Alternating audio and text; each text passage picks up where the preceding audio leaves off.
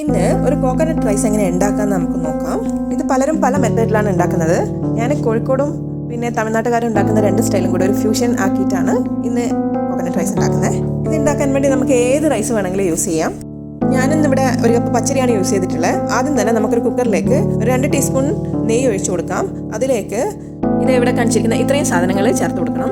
ആദ്യം തന്നെ ഞാൻ ഒരു കഷ്ണം പട്ടയും 2-3 ഗ്രാമ്പൂ 2 ഏലക്ക ഇട്ട് കൊടുത്തതിന് ശേഷം ഒരു 1/2 ടീസ്പൂൺ ഉലുവ, 1 ടേബിൾ സ്പൂൺ വെളുത്തുള്ളി, ഒരു ചെറിയ സവോള അല്ലെങ്കിൽ ചെറിയുള്ളി കട്ട് ചെയ്തത്, പിന്നെ കറിവേപ്പില, പിന്നെ 1 ടീസ്പൂൺ പെരിഞ്ജീരകം പൊടിച്ചത്, ഇത്രയും ചേർത്ത് നന്നായിട്ടൊന്ന് വഴറ്റിയെടുക്കുക.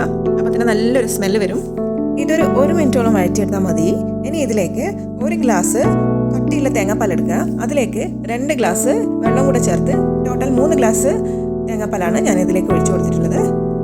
ഇനി ഇതിലേക്ക് ആവശ്യത്തിനുള്ള ഉപ്പ് ചേർത്ത് കൊടുക്കണം.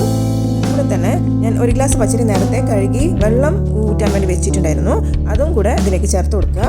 എന്നിട്ട് നമുക്ക് കുക്കർ മൂടി വെച്ചതിന് ശേഷം 2 വിസിൽ വന്നതിന് ശേഷം നമുക്ക് സ്റ്റവ് ഓഫ് ചെയ്ത് വെക്കാം.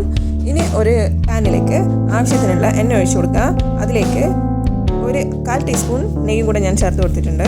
അതിലേക്ക് 1 ടീസ്പൂൺ ഉഴുന്ന് പരിപ്പിട്ട് കൊടുക്കുക.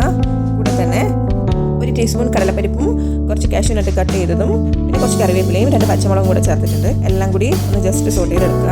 അതിലേക്ക് ഞാൻ ഒരു 1/2 കപ്പ് കോക്കനട്ട് ചേർത്ത് കൊടുത്തിട്ടുണ്ട്. ഞാനിവിടെ ഡെസിക്കേറ്റഡ് കോക്കനട്ടാണ് ചേർത്തത്. നിങ്ങൾക്ക് വീട്ടിൽ ചെറിയ തേങ്ങ തന്നെ എടുക്കാം. ഇനി ഇത് കുക്കറിൻ്റെ പ്രഷറൊക്കെ കംപ്ലീറ്റ് പോയതിന് ശേഷം അതൊന്ന് ഓപ്പൺ ചെയ്ത് ഈ കൂട്ട് അതിലേക്ക് ചേർത്ത് കൊടുക്കുക. എല്ലാം കൂടി നന്നായിട്ടൊന്ന് മിക്സ് ചെയ്തെടുക്കുക.